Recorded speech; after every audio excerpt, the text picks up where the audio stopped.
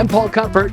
Welcome to Boston. This is Transit Unplugged TV, the only travel show that takes you around the world to show you amazing cities and their food, fun, and culture. And we show you how to explore them all using public transportation. Let's get rolling.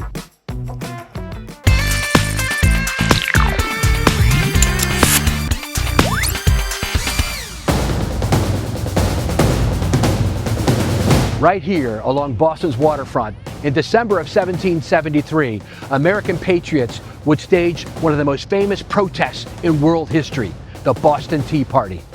Disguised as Native Americans, they boarded ships right here in the wharf and dumped more than 90,000 pounds of British tea into the harbor, protesting against taxation without representation.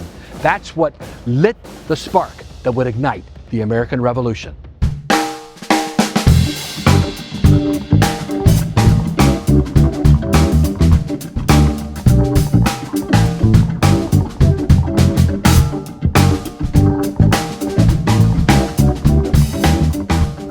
So, great time at the waterfront. Now let's head over to Faneuil Hall and get a bite to eat. Here in Boston, history is literally under your feet, right here on the 2.5-mile Freedom Trail. You can walk right along it. It takes you from all the way to Bunker Hill, from Boston Commons, and it's a great way to see many historical sites along the way, including Faneuil Hall, where we're going to go right now.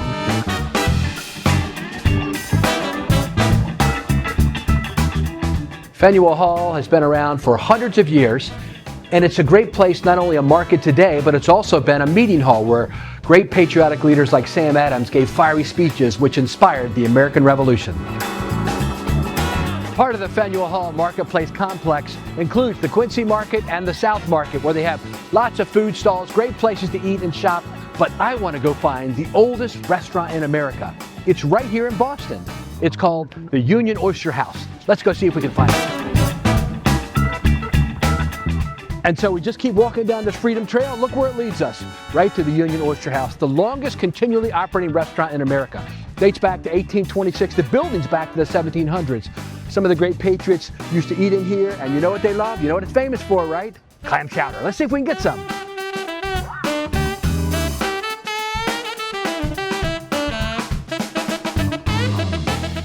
So we walk out the door, and up on the wall is probably the biggest lobster I've ever seen in my life, definitely. 44-pound lobster, 92 years old, caught back in 1950. And this is a piece of that Freedom Trail. 2.5 miles, you could see all the great historical sites. You don't even have to figure it out on your own. They got it all figured out for you. All right, we've got our food here in the oldest active restaurant in America. This is Sam Adams Colonial Beer. Guess what it's sweetened with? Molasses. That's good, and you can definitely taste the molasses. Now, can you imagine Daniel Webster having a bowl of clam chowder just like this, as he did?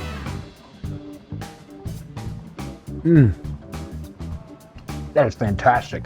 Really good, thick, creamy, rich flavor. The Kennedys came here a lot too. They like to eat here. This is the poor man's lobster. It's got lobster chunks in it with cream and corn. Looks delicious, doesn't it? Look at that. So remember we were in Georgetown, our Washington, D.C. show, and we went to the booth at the restaurant where John F. Kennedy proposed to Jackie Onassis? Well, back then she was Jacqueline Bouvier. But we're in Boston, right? The home of the Kennedys. This is the favorite booth of John F. Kennedy, dedicated in 1977. He would sit right here, sometimes with his pop, and have a meal. I'm sure he was eating just what I had, that clam chowder.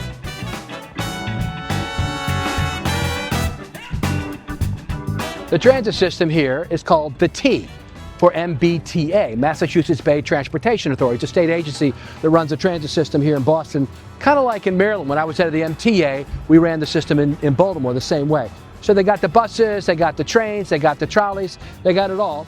And we'll try to ride some around while we're here.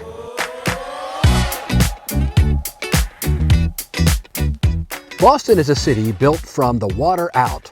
Before rails, before roads, this harbor was the original highway. So today we're hopping on a boat and seeing the city the way it was first meant to be experienced, by water. What a great time we've had today showing you Boston. I explored just like you would as a tourist, because Transit Unplugged is the only show. We take you to a different city every month, showcase the food, fun, and culture, and the public transportation that serves that region. Today we've done it all. We've showed you how to follow the Freedom Trail, talked to you about some of the historical significance of this important city, Boston, Massachusetts, even took you out on the harbor where they dumped the tea so many years ago that started the American Revolution. And remember, if you like what you see today on Transit Unplugged, be sure to like and subscribe on YouTube. You can be a transit evangelist too. Tomorrow we're going to take a shift on the show. We're going to showcase the American Public Transportation Association annual conference called Transform. There I'll be speaking, moderating panels, and we'll showcase some of the big speakers who are talking about what's happening in public transportation in America. And we might show you some of the fun parties, what happens behind the scenes.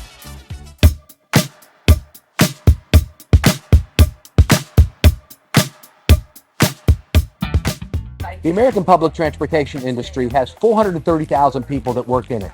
And once a year, leaders from all the transit agencies and companies gather for one major conference. It's the American Public Transportation Association, or APTA's Transform Conference. This year, it's being held right here in Boston. We're being sponsored and hosted by MBTA, the Massachusetts Bay Transportation Authority that we told you some about. So today, here's what we're going to do. We're going to take you behind the scenes of this conference. You'll feel like you were here. We'll take you to the trade show floor. We'll show you some of the booths, what people are exhibiting. I'll also be moderating several panels. We'll show some of them and also talk to some of the leaders on those panels about what's happening in public transportation right here in the good old USA.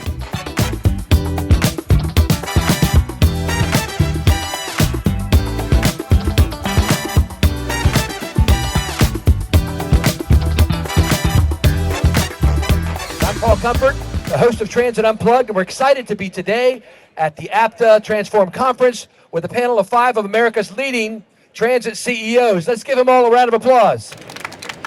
You just recently opened a whole new line. Tell us about that. That's right. We opened the South Central Light Rail Extension in June of this year. 5.5 miles, 8 stations connecting downtown Phoenix with South Central Phoenix. So we celebrated that with 5,000 of our friends and neighbors on a hot and sunny day in Phoenix in June. And I'm very happy to be up here because I was born in Michigan, went to college in Iowa, and my first big transit job was in Phoenix. So I'm happy to be up here with these folks. That's great. And in Connecticut, Ben, tell us about the place of, you may not have known this, but Connecticut is the birthplace of an American icon, the hamburger. The hamburger. And you get nothing but the bread and the burger. That's right. So don't ask for like jalapenos or something because you are not going to get it. Okay, I'm Ken McDonald. I'm the president and CEO at Long Beach Transit, which is south of LA County, southern part of LA County. We have about 250 buses. We carry about 19 million people a year, so we're in a dense urban area. We have 4 water taxis that we also operate, and paratransit. Important thing about us, we had paratransit operation in 1978. So long before paratransit was something in the industry, Long Beach Transit was providing that service for people with the necessity to get around on outside of our regular buses. Ben? All right, tell us about what's happening in Detroit and explain the structure. It's kind of similar to Chicago, but your RTA actually operates service. Yeah, we're a pretty unique and young agency. So we're about 10 years old. The Regional Transit Authority of Southeast Michigan covers a 4-county region, so about 4 million people. There's 3 large transit providers that we work with. We're the funding agency and the regional planning agency, and we run regional programs for them. So if you take the full scope of the entire region, we're talking about 3 major agencies, 2 rail operations, about several dozen, over 50 small community operations, 600 buses, tons of 10,000 bus stops. It's a pretty big scope. We just recently started operating some express bus services under a contract. Those are our first major express bus services we've ever had in the region. And then just last year, about a year ago in October, we took over the streetcar operation. So my day-to-day is things at a very, very high level and things at a very, very close to the street level. So it can be very varied. Yeah. Amanda, how about you? What's some of the biggest transformations you've had there? Sure. So we are right in the middle of our biggest transformation in more than a decade, and we are reimagining our transit network. But then even going beyond that, we're looking at everything from our fare policy to an economic impact study to new partnerships and programs. But we're starting first with the network and focusing that service, because I think for all of us, we need to deliver the best possible service in the most important corridors. And the region's changed a lot, travel patterns have changed a lot, and it's time to change that service. So the trade show floor is always where the action is. People are out here checking out the latest products. Like, check this out, autonomous shuttles for Jacksonville. We've talked to them before, right? This is that hold-on vehicle with a Q-straight securement system in it. Let's walk through the trade show and check out some of the exhibits and vendors.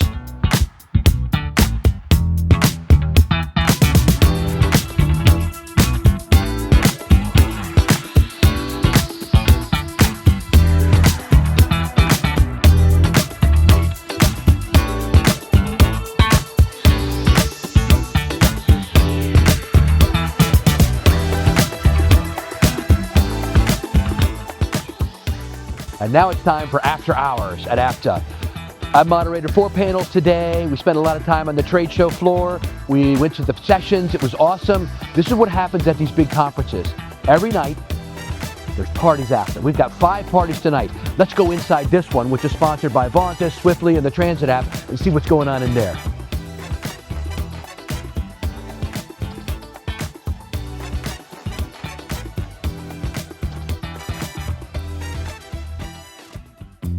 Next, we visited Keolis, the contract provider for Boston's commuter rail service, meeting North America CEO Brad Thomas and International CEO Lawrence Bracetta. So, Laurence, great to meet you. Yes, nice to meet you as well. I'm happy to have this interview. Well, tell us some about your company, Keolis, and your place in the world. I mean, you're one of the largest operators of public transportation around the world. Yes, absolutely. We are amongst the largest. We, as Keolis, we operate in 13 countries. Our main countries is France, because historically we came from France, but we operate in 12 our others. Our second big country is, our platform, let's say, is North America with US and Canada. Okay. The third one is Australia. And we also operate in Middle East, Asia, and Africa. So how did France become like the center of all these big companies? Because it's you, Transdev, and RATP Dev. And by the way, you've worked for them. Let's talk about that later. But how is that? I mean, you guys have like dominate now the world market. Yes, yes, that's amazing. 3 of the main largest operators are from France. You mentioned them. I believe there are reasons for that because of the maturity of the transportation sector in France for operation. The public transport authority in France have long gone to private operation, not in every city, but maybe more than half of the cities. Okay. And they have a model of subcontracting the operation to private operators, which is very interesting and a bit different from what you find in other countries, because they subcontract the whole transport operation, not only metro on one side, bus on another side. They subcontract the whole network for a city, and that include marketing, for example. We are in charge of growing the ridership, so doing whatever is needed with passengers to make them come to our network. So based on this, we the French operators have built a strong expertise that we use elsewhere in the world. Yeah. So I believe it's one of the reasons why we are so strong. One of the things I love, Justin Thompson, the chief of staff here in the US, just walked us around the building and he took me to the room where you call it a visualization room. Tell us about that. I love that concept, what you all do. Yeah, visualization rooms are very important because it's a place where we have on the walls all the main KPIs of our operation. Usually you have a section for operation, what were the on-time performance results for the last days, the last week, the last month, what are the targets where we are, and you have a section for the rolling stock or buses and how do they perform, what is our mean time between failure, or all the main KPIs and the financial KPIs as well, the ridership. And when you enter the room, you can enter with the management team and have your management meetings there and look at the KPI and discuss the results and the targets and action plan. But you can do that also with any type of employee, people from the maintenance, the workshops, yes. They can come here and also share where we are, both in their area for maintenance, but also have an understanding of what else is happening in the company.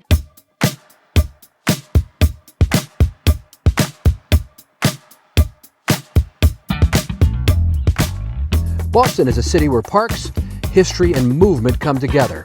From the open lawns of Boston Common to the walkable streets of downtown, these green spaces are seamlessly connected by transit, making it easy to move between work, culture, and daily life, while keeping the city people-centered, accessible, and alive.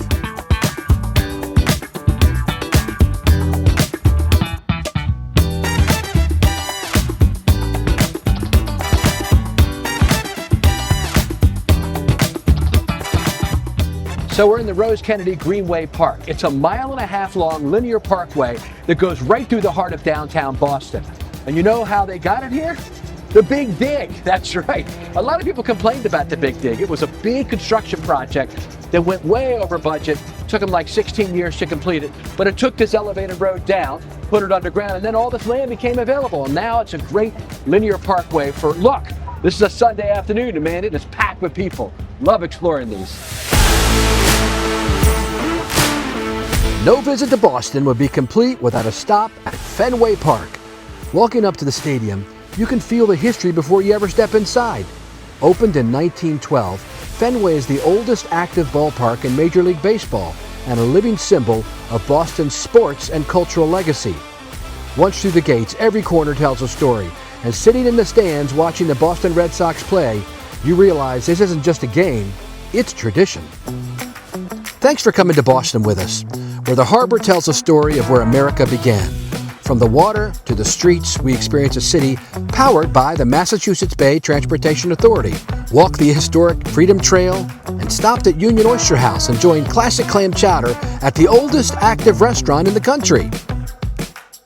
And inside the APTA Transform Conference, we saw the future of transit taking shape.